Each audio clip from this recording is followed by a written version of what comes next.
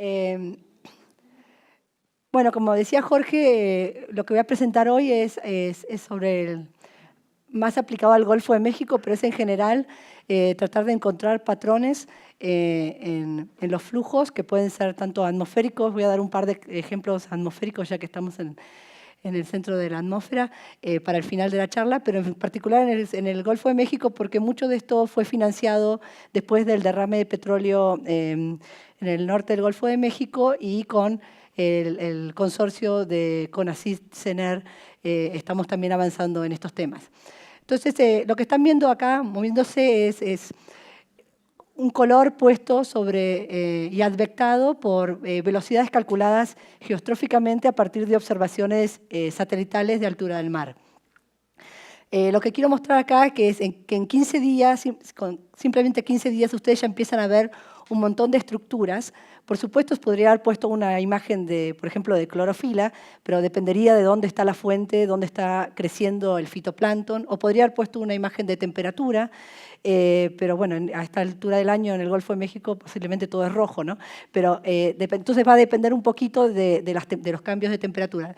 Entonces, pero lo único que quiero mostrar acá es que el océano y la velocidad de las corrientes genera todo este tipo de estructuras. Pero en particular, ¿por qué nos interesa saber estas estructuras? Queremos ver cómo podemos utilizar esto para distintas cosas. Cuestiones de transporte, si hablamos, por ejemplo, de EDIs en el océano, que pueden llevar agua de ciertas características, pensando en cuestiones climáticas, por ejemplo, los EDIs que entran desde el Índico al Atlántico llevan agua de distintas características y cómo contribuyen al balance de sal, por ejemplo, ¿no? En el Golfo de México podríamos pensar en qué se traslada con los EDIs que se generan de la corriente del Lazo, del este del Golfo de México hacia el oeste del Golfo de México.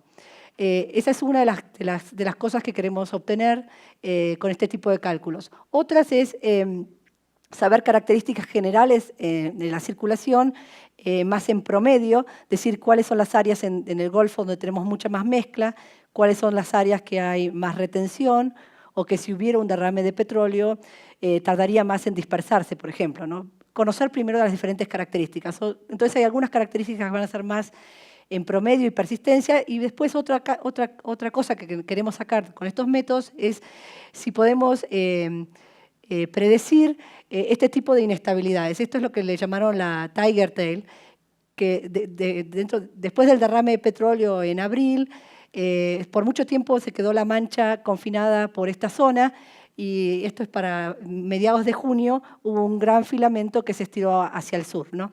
Entonces, si de alguna forma podemos decir en qué momento este tipo de inestabilidades se van a producir. Ese es el tipo de cosas que queremos tratar de definir con estos métodos. La metodología que seguimos es de sistemas dinámicos clásicos. Si uno recuerda de sistemas dinámicos clásicos, uno puede definir qué tipo de estructuras hay. Son tres clases. Una es punto silla o punto hiperbólico, donde en una dirección hay mucho estiramiento y se contrae en otra dirección. O un punto centro o elíptico, donde las cosas giran alrededor de ese punto. O lo que llamamos de corte o parabólicos, donde tienen esta forma tipo boomerang, que se advecta y forma una especie de boomerang. Entonces, si volvemos al mapa del Golfo de México que hice mover por una semana, lo que podemos ver es que sí identificamos este tipo de cosas, ¿no? Esto es la corriente del Lazo hacia el sur, formando ya uno de los EDIs que se desprenden de la corriente del Lazo, y muchos de este tipo de filamentos que lo vemos en varios lugares formados por este tipo de puntos silla o hiperbólicos. Entonces, bueno, queremos hacer uso de este tipo de estructuras para definir un poco más cómo son las características de transporte en el Golfo de México.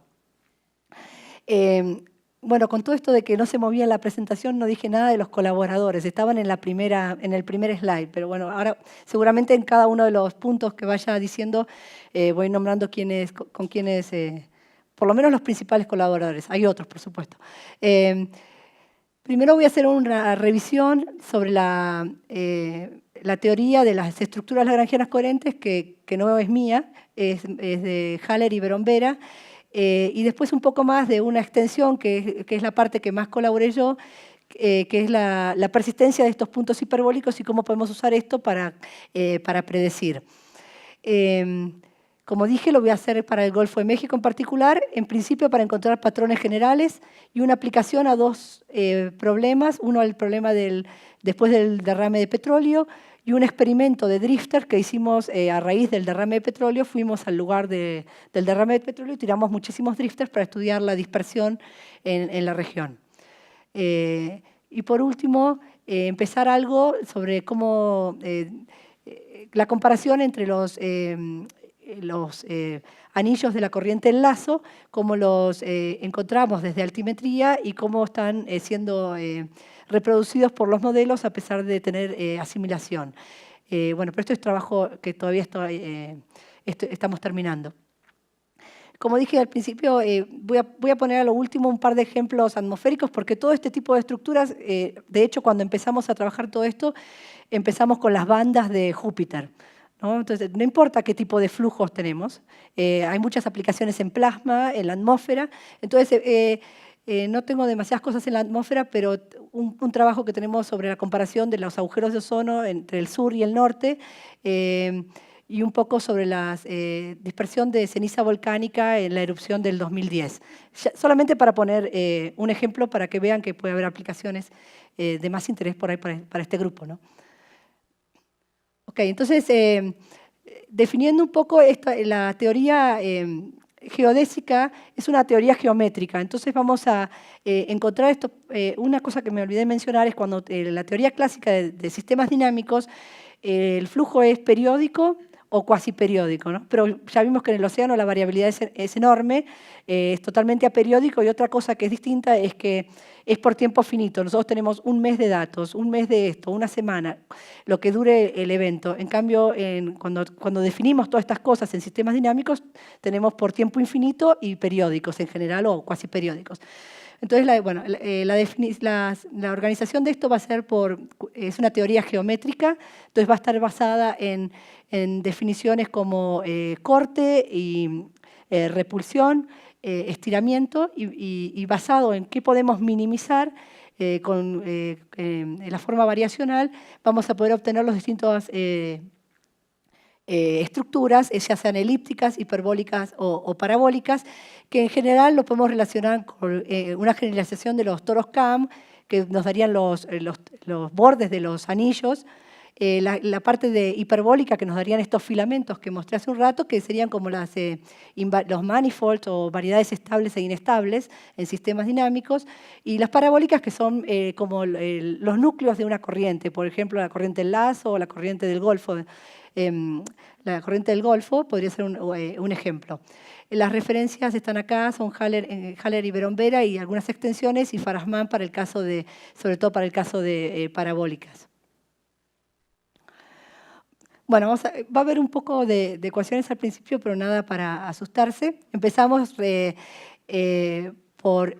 La ecuación básica va a ser la ecuación lagrangiana, donde tenemos el cambio en el tiempo de la posición igual a una velocidad. Entonces vamos a necesitar una velocidad, un campo de velocidad, ya sea viento, corrientes, necesitamos un campo de velocidad. En particular yo voy a usar salidas de modelos o inferido de satélite. Cualquiera de las dos opciones dependiendo lo que estemos usando. Entonces vamos a definir un par de cosas. A una posición inicial, el mapeo F lo lleva a esta posición, al tiempo t, a la forma x, ¿no? Lo que estoy definiendo acá es el tensor de Cauchy-Green, que es simplemente la deformación. Entonces va a ser el gradiente de cómo cambia x en función a x0, en función a x0, y0, ¿no? Esa va a ser la deformación, el tensor de Cauchy-Green. En particular, quiero decir que una característica importante es que este tensor es invariante entre rotación o traslación, y eso es importante para hacer las cosas que no dependan del punto de observador. No sé cómo lo dije todo mal eso. Todos los tipos de estructuras que vamos a ir sacando van a depender de este tensor. vamos a obtener, termina siendo un problema de autovalores y autovectores. Vamos a terminar sacando los valores y autovectores de esto y dependiendo si estamos en la dirección de estiramiento, compresión, cuál de los autovalores es más grande o más chico, vamos a poder obtener todas estas estructuras. Entonces, en particular, vamos a buscar las soluciones a los problemas que ya lo voy a definir en un minuto, van a ser, siempre este es un resumen, van a ser curvas que son tangentes al autovector asociado al autovalor menor o al autovalor mayor, donde se van a estirar, o una combinación de ellas, que esto es lo que da el problema para el caso elíptico, donde eta está dado por, si ustedes ven acá, combinación de los autovectores, autovalores y lambda, que es cuánto se estiró o se comprimió. Ahora lo vamos a ver en un minuto.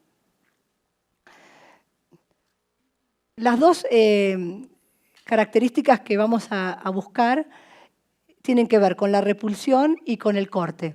Si tenemos esta curva sigma 0, el mapeo es esta de acá, vemos la dirección tangente y la dirección normal, ¿no?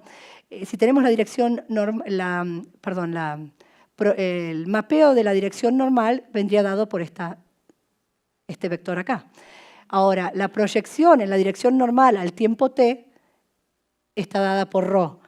Entonces, si se imaginan que tenemos un cuadradito acá y esta es la proyección, lo que está pasando acá es que vamos a tener un estiramiento, terminamos con un rectángulo, ¿no?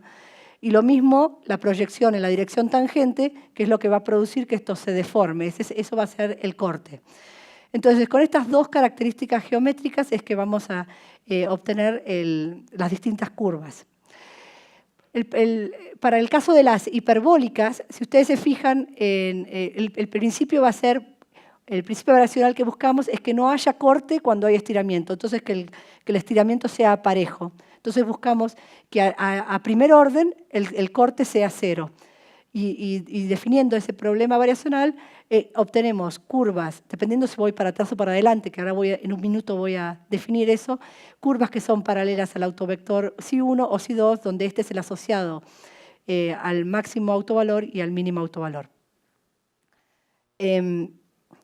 Cuando dije que pueden ir para atrás o para adelante, en general trabajamos de esta forma, porque uno quiere trabajar con un campo de velocidad que ya conoce. Entonces, estando al tiempo t1, utiliza todo el campo de velocidad en el pasado para poder obtener el tensor de Cauchy-Green y obtener la deformación y los autovectores, autovalores, ¿no? Pero mirando esto, si yo proyectando esto yendo hacia atrás, la dirección psi1 va a ser la dirección C2 si hago esto para adelante y viceversa. Esto va de T0 a T1 y este va de T1 a T0. Entonces, utilizando ese mismo intervalo de tiempo, ya sea o para adelante o para atrás, están relacionados. Pero en general, lo que vamos a utilizar es la configuración que está acá abajo. Yendo desde un tiempo T1, conocemos todo el pasado y calculamos la deformación a partir de ahí. Siendo un poquito más concreto, yo tengo la salida de un modelo cualquiera para distintos días, formamos una grilla, digamos en el Golfo de México, y por cada punto de grilla tenemos alrededor de eso 4 nodos. Entonces con eso, si mapeamos todas estas posiciones, x0, x0 más delta x, x0 más delta y, más yx, formamos el cuadradito y podemos ver la deformación al tiempo t. Con eso vamos a tener un punto de deformación en cada uno de estos puntos, ¿no? Entonces, cada uno de esos puntos vamos a obtener un autovalor, 2 autovalores y 2 autovectores. Entonces, dependiendo cómo integremos eso y cómo usemos, va a haber variabilidad en términos de qué tan grande es el autovalor en este punto con respecto a este punto. Va a haber cambios en eso y ahora voy a poner un primer ejemplo. Perdón. ¿Por qué? Alguien podría decir, viendo el método, que tenemos que integrar un montón de partículas y bueno, ¿por qué directamente no integramos partículas y ya está, ¿no? Integramos las partículas, tenemos trayectorias y ya está y podemos sacar todas las mismas conclusiones. Posiblemente muchas de las conclusiones se podrían, pero el tema es que tenemos sensibilidad a las condiciones iniciales. Este es un ejemplo por ahí muy exagerado, pero si tenemos un punto silla, la línea llena en roja y en azul tengo lo que consideremos, por ejemplo, la verdad, y suponiendo que tenemos en línea punteada lo que obtenemos de un modelo, que podría ser que da aproximadamente o cercana a la realidad, pero por problemas numéricos o por aproximaciones numéricas o porque no conocemos la física total del problema, no tenemos exactamente la solución que está puesta en línea llena. Si tuviéramos dos trayectorias, la real y la aproximada, está cercana, por ejemplo, a un punto silla, veríamos que las conclusiones serían totalmente opuestas, ¿no? Divergerían totalmente. Sin embargo, si yo quiero saber la distribución de este trazador, vemos que la solución del trazador en la aproximada y en la verdadera no son tan alejadas, porque las estructuras, estos puntos sillas, son más robustos, ¿no? Son más estables. Entonces, la distribución nos da más información que trayectorias individuales. Si vamos y hacemos todo esto en el Golfo de México, este es un primer cálculo. Lo primero que podemos ver es que todo el Golfo de México vemos muchísima mezcla, vemos muchísimas de estas estructuras hiperbólicas y vemos algunas regiones en donde hay menos actividad. Entonces pueden decir, bueno, ya de por sí podemos decir en general hay menos mezcla o más mezcla como un primer vistazo. Otra característica que podemos empezar a ver es que estas estructuras son, por ejemplo, paralelas. Si nos focalizamos en la plataforma oeste de la Florida, paralelas al talud. Entonces eso daría una idea de que cosas que están adentro de la plataforma les costaría salir, porque estas son barreras, son líneas materiales, no las podemos cruzar. Sí nos podemos aproximar y estirar a lo largo de ellas, pero no las podemos cruzar particularmente, ¿no? Entonces, este primer mapa ya nos da algunas ideas de cómo son las características en el Golfo de México. ¿Y para qué nos importa esto? Bueno, decimos, ok, el derrame de petróleo, por ejemplo, fue acá, sabemos que se va a mezclar, no podemos decir exactamente hacia dónde ni qué tan rápido, pero va a ser mucho más rápida la mezcla que si hubiera sido un derrame acá o en la plataforma de Texas, que hay muchos pozos petroleros también, ¿no? Entonces, las diferentes características podemos decir a priori con estas características. Simplemente para que lo puedan visualizar un poco más, este es un resultado que no estaba pensado para petróleo, sino para marea roja, donde tenemos fuentes en el Mississippi y en ríos de la Florida, y lo que pueden ver, los nutrientes provenientes de estos distintos, cómo se desparramarían en todo el Golfo en términos de 3 meses, en comparación de cómo sería la influencia de los ríos que desembocan directamente en la plataforma. Entonces, un poco lo que mencionaba en la figura anterior, vemos cómo el tiempo de residencia en la plataforma es mucho mayor y dependiendo cómo se mueven esta barrera que iba cerca del talud, vemos cómo se expande o no hacia afuera un poco hacia afuera de la costa. Otro ejemplo similar, teniendo en cuenta las 3 regiones que marcamos, más la del derrame del petróleo en el sur de Mississippi. No se ven nada los círculos, pero bueno. Lo que quería mostrar acá, esto ya es en menos tiempo, son 20 días, y si se fijan bien acá, esto es para el caso del 2010, ven esta forma de Tiger Tail que mencioné antes, en el ejemplo del derrame de petróleo, y las otras cosas que podemos ver es cómo un escenario en la plataforma de Florida tendría una retención mucho mayor, dependiendo. Hice 2 casos, para mayo o septiembre, lo mismo en el caso de Texas. Y la otra zona que veíamos con poca mezcla era la zona de Campeche y Yucatán. Sin embargo, lo que vemos es, en un caso que hay mayor retención, pero no se veía tan paralela.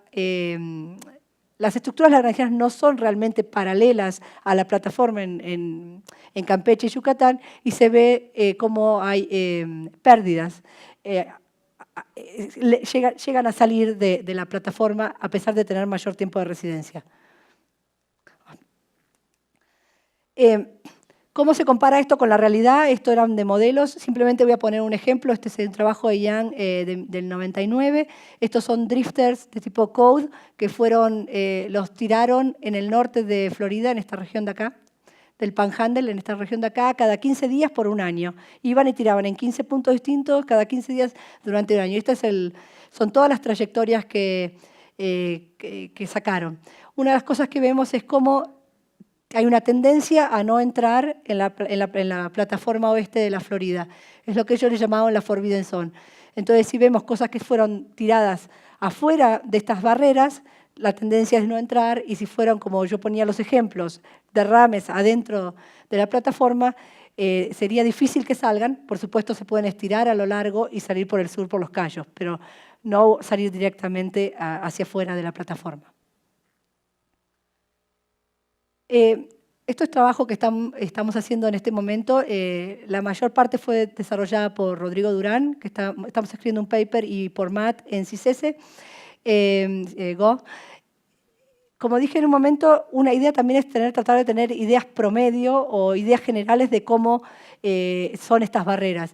Este es un resultado, lo hicieron para todo el Golfo de México, para distintas áreas, pero este es un resultado para la zona de Perdido en México. Vemos cómo las estructuras en promedio son bastante paralelas a las isobatas. Por ejemplo, esta es la de 50, la de 200. Se empiezan a abrir acá, llegando para la plataforma de Texas, que también tiene bastante aislamiento. Y vemos en particular esta forma tipo gancho, que se ve muy seguido y se observan también en imágenes de color, que tienen que ver con el pasaje de todos los anillos del lazo, vienen por esta región y chocan en esta pared. Comparando esto con drifters, ahora el resultado lo estoy presentando un poco distinto. En la figura anterior presenté todas las trayectorias. Ahora lo que hicimos fue elegir un punto arbitrario dentro de la plataforma de Texas, y lo que nos fijamos dentro de los drifters históricos, no importa en qué día, qué fecha, porque estas estructuras granjeras que ven en gris abajo son promedio y para todo el año. Todos los drifters que pasaron en algún momento por el cuadradito negro, contamos a dónde llegaron en 7 días, 14 días, 21 y 28. Una cosa que me olvidé decir es por cuánto tiempo calculamos estas estructuras, porque si ustedes se acuerdan, yo mencioné que eran para tiempo finito. En este caso son para 7 días.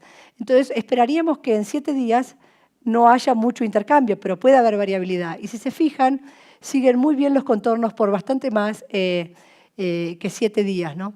En el caso de los drifters que pasan un poco al sur de Perdido, no tenemos tantos drifters, pero por el tema de 7 días o 14 días sí vemos que la tendencia es que se queden hacia afuera del mar adentro de esta barrera y no llegando a la costa, ¿qué sería? Tamaulipas, no, Tamaulipas. Ya después se dispersan mucho, para el día 21 y 28 no tenemos muchos drifters ahí, pero en general lo que se ve es que para el tiempo que fueron calculadas estas LCS en tiempo promedio, no entran directamente a la plataforma de Texas ni a la costa de México. Entonces, la explotación petrolera acá y cualquier escenario que quisiéramos hacer serían cosas para tener en cuenta en caso de un accidente, cuánto tardaría en llegar, por ejemplo, a la costa de México, cuál sería el intercambio con Texas, o al revés, si fuera un derrame en Texas, cuál sería el peligro para la costa de México. Ese tipo de evaluaciones son las que tratamos de hacer con esta información a priori de estas barreras. Eso en términos de promedio, pero otra cosa que mencioné fue que decir, ok, ahora hubo un accidente. Entonces, el accidente está. ¿Podemos decir algo de qué tan rápido se va a dispersar, hacia dónde va a ir, usando estos caminos, estas estructuras lagrangianas? Nos muestran como los canales por donde se van a acomodar cualquier trazador, ¿no? Ya sea que estamos hablando de larvas, estamos hablando de marea roja, en este caso de petróleo. Bueno, como decía, cuando el derrame de petróleo fue para el 20 y algo de abril, 22 de abril, pero por mucho tiempo se quedó alrededor del área y no creció demasiado. Y este es para el 17 de mayo, cuando se ve este gran estiramiento que le llamaron la Tiger Tail. Entonces la idea es, ¿podemos anticipar este comportamiento? ¿Podemos decir unos días antes, ojo que se va a estirar, ojo que se va para el sur? ¿Podemos decir algo de eso? Esto es lo que, entonces, de nuevo volviendo a estos puntos hiperbólicos, que son los que dan el estiramiento, tenemos una estructura lagrangiana a un tiempo alfa y un tiempo después. Lo que vamos a hacer es buscar las dos son estructuras atractivas, corresponden a un manifold, a una variedad inestable. Los dos corresponden a una variedad inestable. Pero lo que queremos ver es cuando conectamos y vamos calculando a otro tiempo, las que todo el tiempo, que todas son atractivas, las que todo el tiempo fueron atractivas persistentemente, no que más, menos, más, menos, más, menos. Queremos algo que sea persistente. Entonces lo que vamos a buscar es buscar esa repulsión, que la definimos hace un ratito, y ver que en todo punto sigan decayendo y que sean cada vez más atractivas. Entonces, si lo hacemos para el caso del petróleo, vemos, por ejemplo, el 9 de mayo, calculamos ese puntos hiperbólicos en general. En el siguiente slide voy a poner las estructuras lagrangianas, entonces las van a poder ver. Lo que está en marrón son las imágenes satelitales, son observaciones del petróleo en ese momento. Entonces vemos la mancha, el triangulito es el lugar del accidente, y vemos cómo estos puntos hiperbólicos empiezan, en principio no tenían gran repulsión, y empieza a aumentar. Desde el 10 de mayo vemos al 11, 12 y 13 que persistentemente aumentan. Tengo un agujero acá de imágenes, pero para el día 17 se ve este estiramiento. Entonces, lo que se ve es que este punto hiperbólico persistía y llegó un momento que colapsó, ¿no? que se inestabilizó y produjo este alargamiento o esta inestabilidad.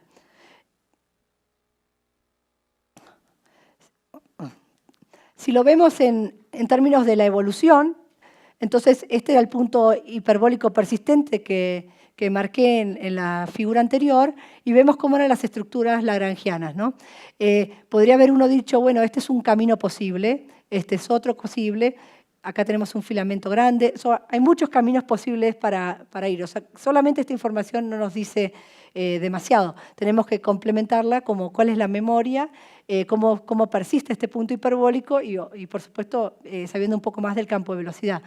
Si vemos cómo empieza a crecer, vemos en azul lo que simplemente es un trazador, simplemente advectado desde el punto hiperbólico persistente, y vemos el estiramiento en la dirección de la cola que se inestabiliza. Si ustedes ven, en general, estas estructuras lagrangianas nos están mostrando cuál era el posible camino para ese derrame. En este caso, la velocidad que usé fue de ENCOM, un modelo de la Navy, pero bueno, para otros ejemplos he utilizado o HiCom o otras simulaciones numéricas o, como dije antes, inferido de satélite.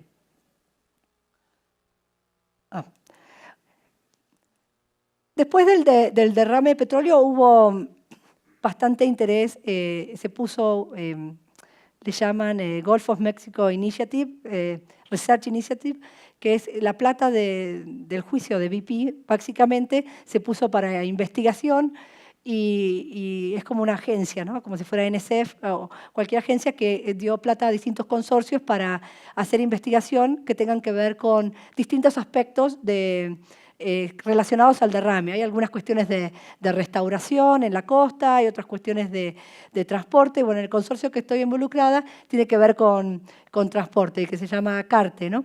Entonces, en el 2012 lo que hicimos fue ir al lugar del derrame de petróleo y llevamos drifters de este tipo, codes, que son simplemente dos velas, más o menos 1 metro. Estas son las trayectorias de los drifters que pusimos puntualmente, ahora vamos a ver un poco más en detalle, en 2 puntos muy cercanos, como 2 aglomeraciones de drifters.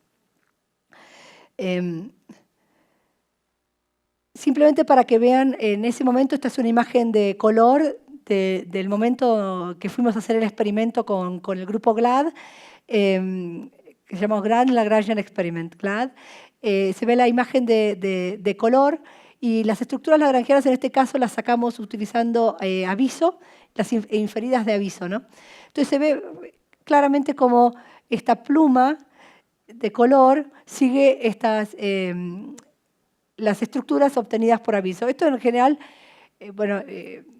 cuando tenemos un modelo completo y esta es una aproximación geostrófica, entonces nos dice un poco el tema de qué escalas son importantes para este tipo de estiramiento, ¿no? Eso en primer lugar. Pero el objetivo general de GLAD era ver un poco más si escalas que no estamos resolviendo con los modelos o con altimetría eran tan importantes para inferir el transporte en general. ¿Qué nos estamos perdiendo? ¿Qué están perdiendo los modelos al no poder resolver hasta tan pequeña escala? Entonces lo que se hizo, se pusieron dos grupos de drifters muy cercanos donde fue el derrame de petróleo, que están en verde claro y en verde oscuro, y si vemos la evolución a los pocos días, uno de los grupos de drifters tiene una elongación muy rápida, mientras que el otro se queda bastante junto. Y esto tiene que ver con la pluma de color que ya veíamos, ¿no? O sea, que ya podíamos anticipar que algo así podía pasar. Pero otras veces uno no tiene esa información a priori, ¿no? Ahora sí, usando de nuevo la misma metodología, voy a ir un poco más rápido, pero usando la misma metodología, pero con velocidad de satélite, obtenemos 2 puntos persistentes hiperbólicos, lo que llamamos cores. Y como ven, están en el camino de donde fue el alargamiento de esa pluma. Una de las preguntas que nos hicieron muchísimo cuando empezamos a desarrollar esto es, en verde clarito acá ven las líneas de corriente y vemos los puntos instantáneos hiperbólicos, porque podemos ver dónde se cruzan, ¿no? Vemos puntos ¿Por qué no directamente analizar los puntos instantáneos hiperbólicos, que no necesariamente coinciden? A veces sí coinciden, pero no necesariamente coinciden. Y lo que les voy a mostrar acá es, si ponemos un trazador en estos puntos instantáneos, comparado con los que tienen persistencia, a ver si esto funciona. ¿Cómo? No. A ver si puedes apretar ahí, sí.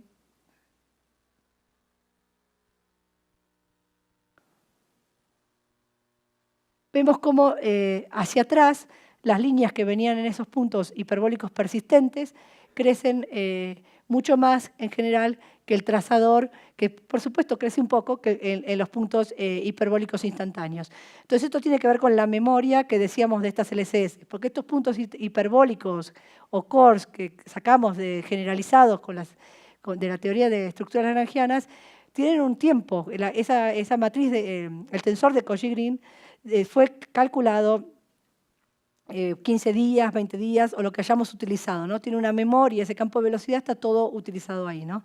Y sobre eso estamos pidiendo además que siempre a esa distancia corresponda a un punto hiperbólico, ¿no? Esa es la persistencia y vemos que hacia atrás se estira muchísimo, ¿no? Perpendicular a la dirección de la LCS. Entonces, hacia adelante, eso, si ustedes piensan en los manifolds, verían que el estable se estirarían hacia atrás y como serían atraídos hacia el manifold inestable. Ay, me estoy mal con esa palabra. Bueno, variedad, gracias. ¿Podemos pasar a la otra? Gracias.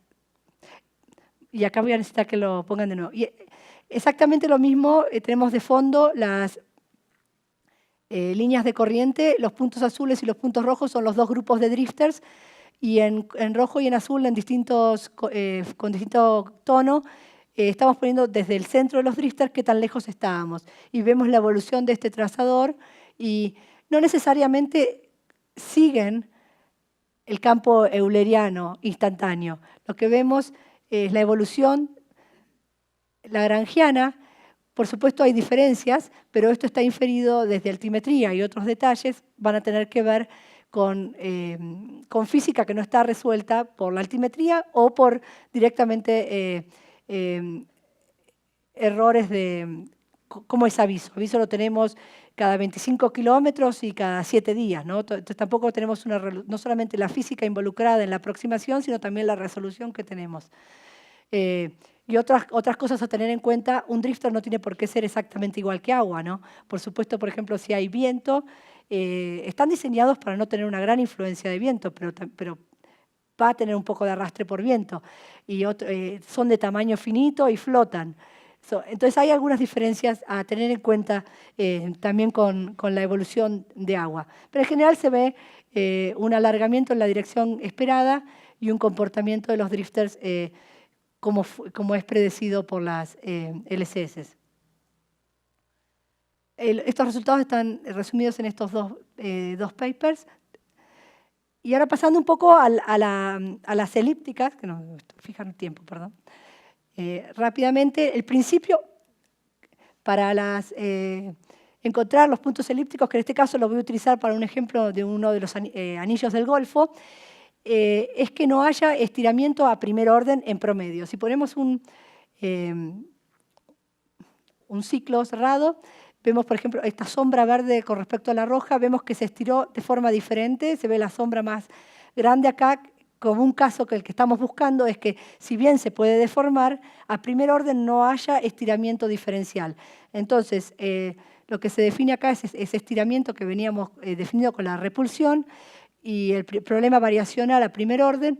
Lo que obtenemos de resolver este principio variacional son las ecuaciones diferenciales ordinarias, que está acá abajo, donde vemos que esto es el autovector asociado al autovalor más chico, el autovector asociado al autovalor más grande, y una combinación de estos autovalores más el posible factor que se haya estirado. Para el ejemplo que quiero hacer, me parece que le tenés que apretar a ver ahí. Vemos la información que sacamos directamente de aviso, las líneas de corriente, de elevación, y en rojo tenemos el eddy calculado de esta forma. Muchas veces tenemos la tentación de tratar de definir el eddy simplemente cuando vemos líneas de corriente cerradas. Pero si ustedes se fijan acá, pues tenemos un grupo grande de líneas de corrientes. ¿Dónde diríamos que está el final de ese eddy? ¿Dónde decimos que no tendría intercambio con el resto del Golfo?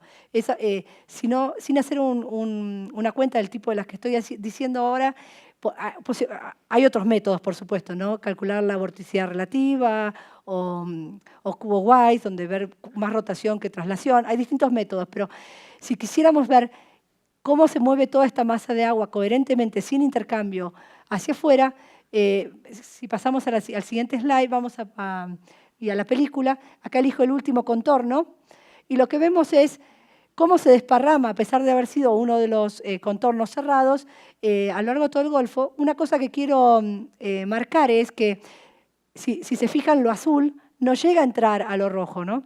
No lo traspasa. Entonces, ahí vemos bien cómo es la coherencia. Mucho de eso queda rotando alrededor. Entonces, sí captura parte del eddy, pero también tiene muchísima más dispersión que el núcleo del eddy calculado como un punto elíptico generalizado. Voy a apurarme un poquito. Lo que hicimos fue comparaciones con qué observaciones teníamos disponibles. En este caso son imágenes de color. Van a ver que hay dos contornos rojos. Uno corresponde al punto elíptico, al eddy calculado con 200 días, y el otro es por semana. Porque lo que veía de esas partículas azules que seguían rotando alrededor, pareciera haber como a más corto plazo, sigue habiendo cierta coherencia alrededor del eddy más coherente, ¿no? Como si hubiera bandas de coherencia. Y eso es lo que sacamos en punto más, en la línea roja punteada. Si calculamos el área obtenida por el último contorno instantáneo de altimetría, este es el área del eddy que teníamos. Si calculamos solamente dada a 200 días, solo lo que persistió coherente por 200 días, es la línea recta acá, que tiene sentido porque en el caso de que se mantenga constante, porque es en el caso geostrófico no tenemos, se mantiene el área. La otra, la punteada, es la calculada y comparada contra la línea de color, que daría una indicación más clara de dónde realmente está el borde del eddy, porque mantiene aguas poco productivas del Caribe hacia dentro del Golfo. También tenemos una comparación con drifters que tiraron adentro del eddy. Y vemos, si bien no es perfecta, vemos que algunas veces lo cruza, se ve cómo rotan en general y se mantienen algunos dentro del eddy. Si pasamos a la siguiente, tenemos una comparación más cuantitativa. Acá en estos cuadraditos negros estoy poniendo cuánto vivió ese drifter. Hubo drifters que vivieron 18 días o 131 días, diferente tiempo. Y esta es la posición inicial. Solamente estoy considerando los que inicialmente estaban adentro de lo que yo considero el núcleo del eddy.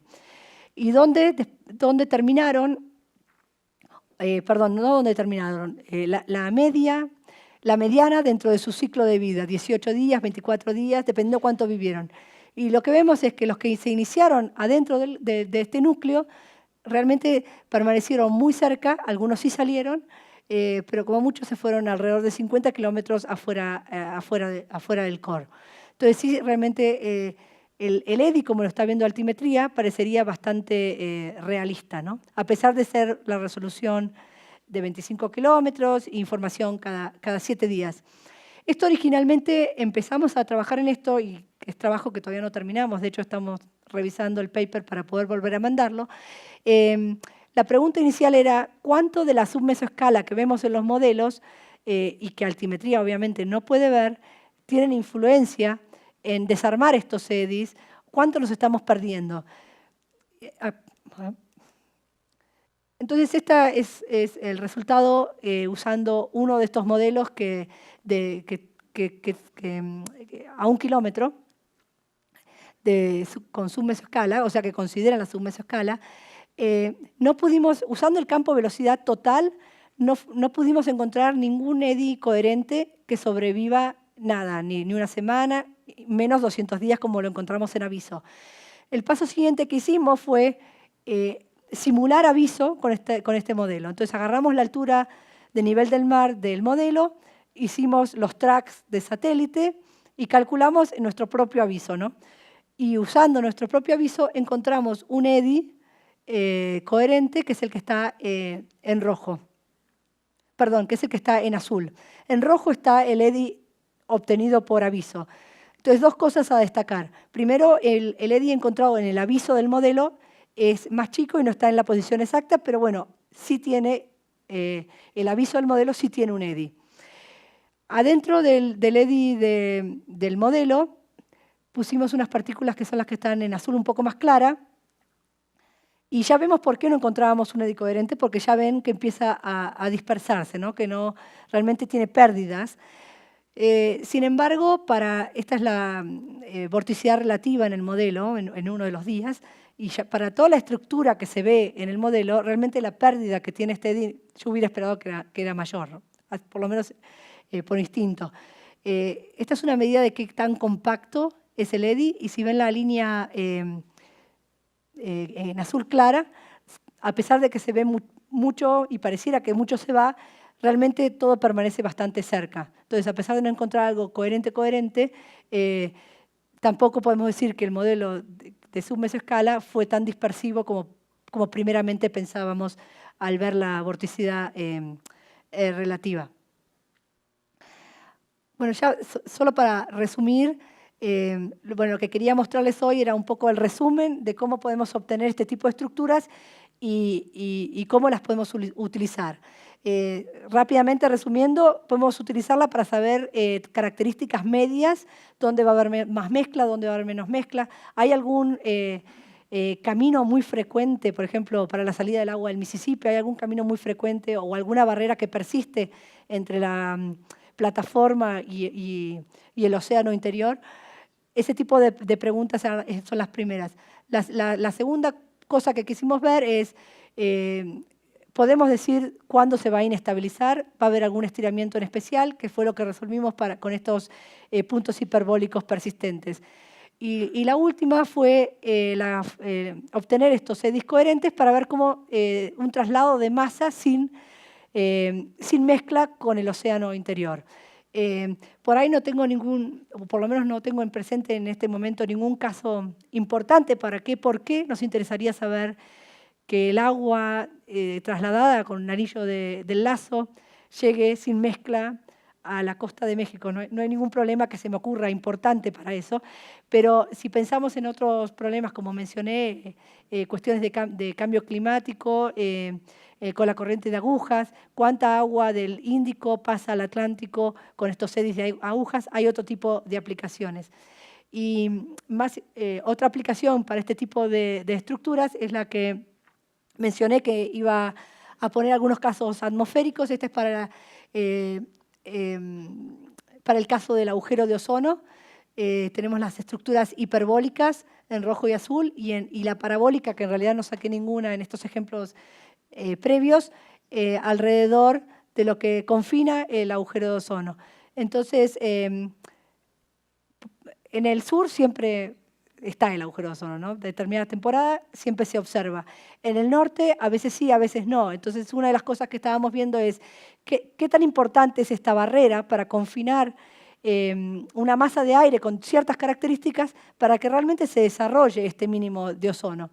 Entonces, este es un caso para el hemisferio norte en marzo del 2011 y el hemisferio sur octubre del 2010, donde se ve la presencia de estas barreras de la parabólica, de la estructura lagrangiana parabólica.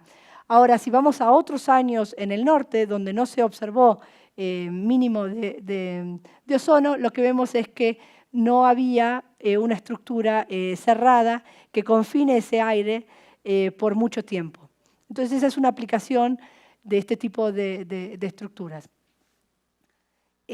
Para el caso de hiperbólicas, un ejemplo que quiero mostrarles es, para el mismo tiempo que fue el derrame de petróleo, no sé si se acuerdan, hubo una erupción en Islandia que cerró todos los aeropuertos de Europa, más o menos. Esta es una evolución y vemos cómo las estructuras, la mancha negra son las observaciones de cenizas y pueden ver en rojo las estructuras lagrangianas hiperbólicas atractivas y pueden ver cómo marcan gran parte del camino que sigue esta evolución de la mancha. No sé si me animaría a decir qué aeropuertos cerrar y qué no, y cuáles no, pero bueno, dan una idea de hacia dónde se puede dirigir la nube de cenizas. Entonces, acá pueden ver otro tipo de utilidad, ¿no? Si se ve esta persistencia de esta forma acá que va doblando, uno dice, ok, posiblemente no hay peligro de que lleguen las cenizas a esta zona de acá. Una cosa que me olvidé de mencionar, mencioné la predicción o evolución del estiramiento hacia adelante, pero como dije, una vez que uno tiene el campo de velocidad, uno puede hacer estos cálculos hacia adelante o hacia atrás. Entonces, otra utilidad y que lo usamos para buscar el origen de, por ejemplo, una marea roja, es que uno también puede hacer estos cálculos utilizando hacia atrás y uno puede encontrar la fuente de una mancha que se dispersó. Entonces, las dos formas, una hacia dónde se va a estirar, pero también de dónde vino el origen de esa contaminación, por ejemplo. Bueno, creo que con esto ya voy a cerrar. Gracias.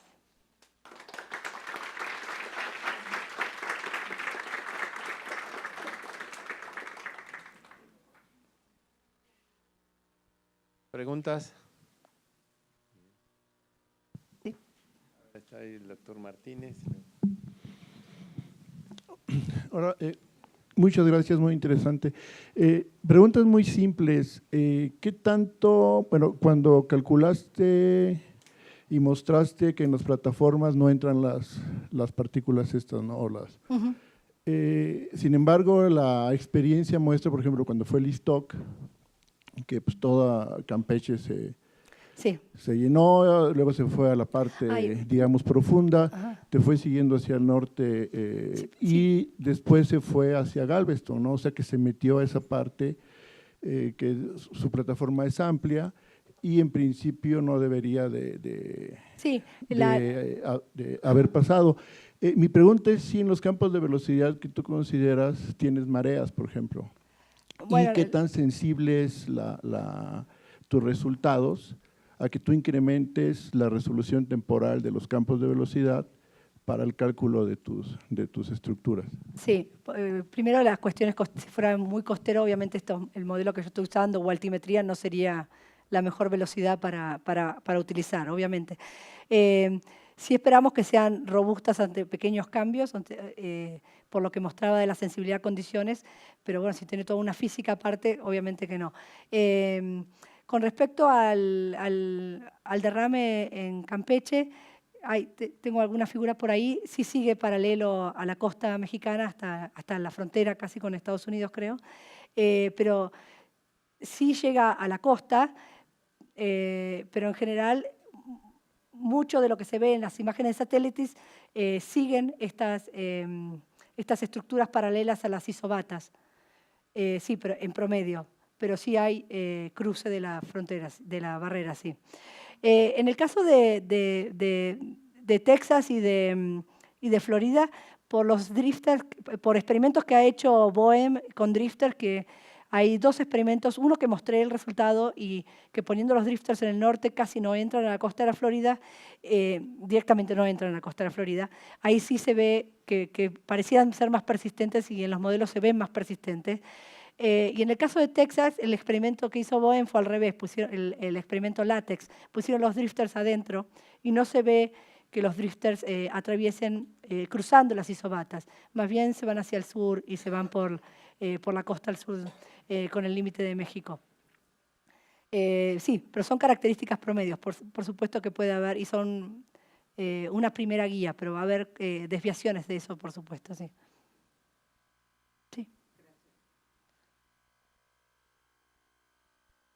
Muchas gracias por la presentación. Te tengo, bueno, de oceanografía no sé nada, ¿no? Entiendo más o menos lo que dijiste, pero cuando tienes, supongo que el Golfo está muy estudiado en términos de las corrientes, en términos de cómo está conformada la topografía, entre comillas, ¿no? Cómo influye, etcétera. Todos estos modelos te estaban dando como una explicación de qué fue lo que pasó. Y entonces una idea sería cómo vas a predecir en caso de un derrame, ¿no? de un accidente. Dependería de las condiciones del año, meteorológicas, etcétera, cómo va a hacer todo este movimiento, porque supongo que el Golfo está muy estudiado en términos de cómo se mueven todas las corrientes, etcétera, sí, durante el año.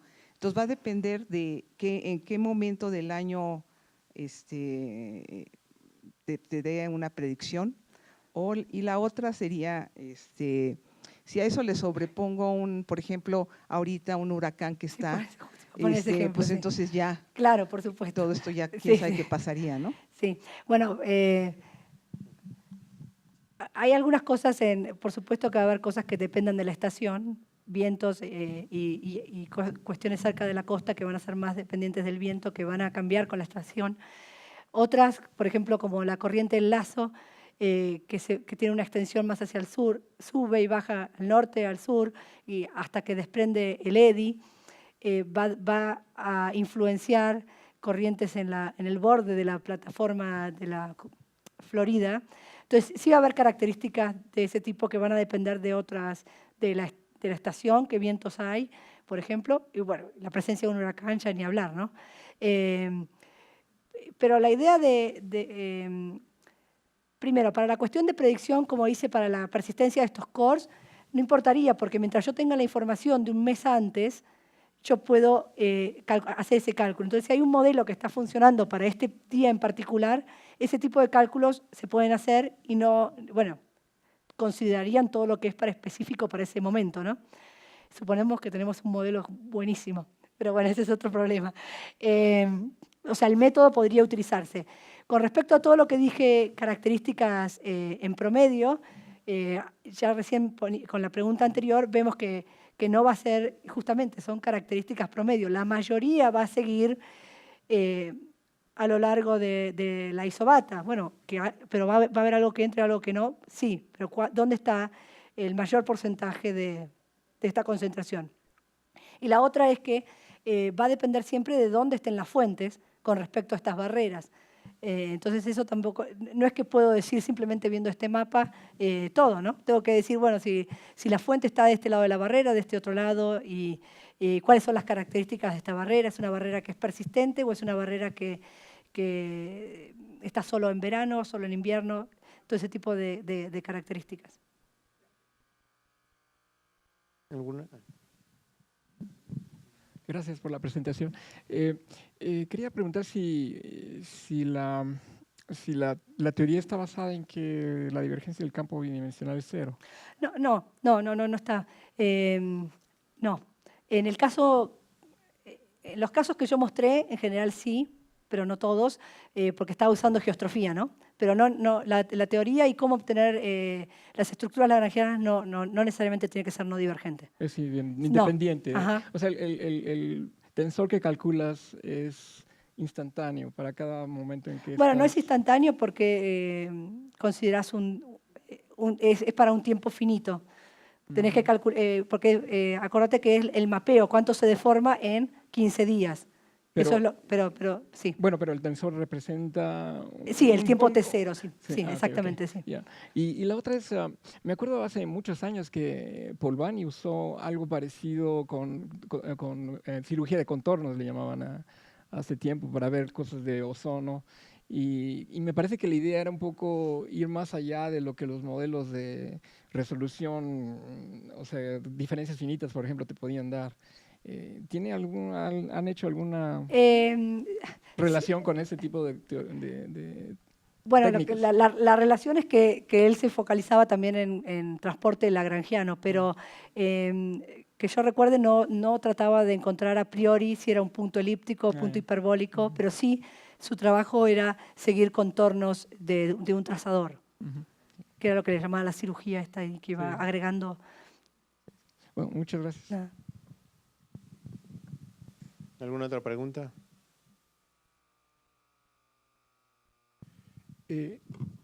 Otra vez, cuando mostraste casi al final, o sea, se ve claramente, bueno, según yo, el efecto de la corriente de lazo, que realmente la elongación fue debida, digamos, a la corriente.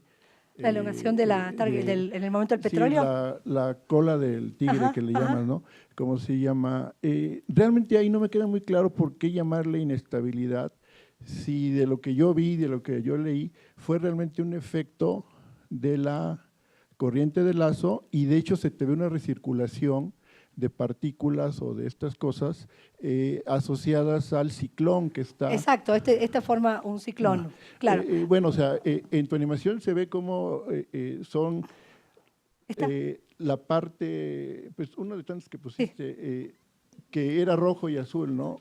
O sea, se ve algo que va hacia el sur y digamos que ya se va jalando hacia el estrecho de la Florida, pero se ve una recirculación de partículas que estaría asociada con el ciclón, o sea, porque se veía, digamos, el lazo más el ciclón del lado derecho entre las partículas que van al sur y entre la península de la Florida, ¿no? Sí. Entonces, vaya, ¿por qué el término que se inestabiliza si se ve como una consecuencia? No, bueno, primero que cuando al momento del accidente uno tenía la corriente del lazo, que la primera preocupación de todo el mundo es, llega la corriente del lazo hasta el norte, se corta este edio o no, para ver si el petróleo iba a ir, para qué lado iba a ir el petróleo, ¿no?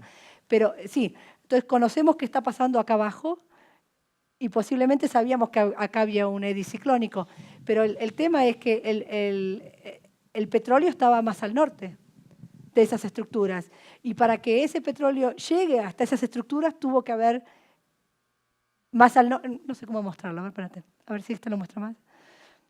Ok, acá sí se ve parte de este eddy, pero si lo vemos a días anteriores acá, esto estaba más arriba. Entonces, para que toda esta mancha primero empiece a crecer en esa dirección y se vaya, tiene que ver con cómo era el flujo, eran las características en el lugar del derrame. Por supuesto que la cola esta sigue el ciclón asociado a la corriente del lazo. Y si hubiera sido que lo agarraba el anticiclón, que creo que ese era Franklin, hubiera sido, la característica de la cola hubiera sido para el otro lado y se hubiera ido para el otro lado. Pero esto está asociado a un eddy. Pero ¿por qué se inestabilizó? Si vos mirás la velocidad instantánea en el área donde está realmente el trazador, nada te diría ahora se va a estirar, ahora va a crecer o ahora se va a quedar acá quieto. Pero si mirás eso, cómo persiste en el tiempo o cómo va evolucionando en el tiempo, este punto hiperbólico, ves cómo está creciendo la fuerza, cómo va creciendo el estiramiento, la repulsión en ese punto hiperbólico, y eso te da idea de que va a haber una elongación de la mancha y que lo lleva hacia donde está toda esa otra actividad de ciclones. Ok, pues si quieren hacer alguna otra pregunta, pues Josefina va a estar el día de hoy. Entonces, pueden seguir conversando con ella. Le damos otra vez las gracias. Gracias.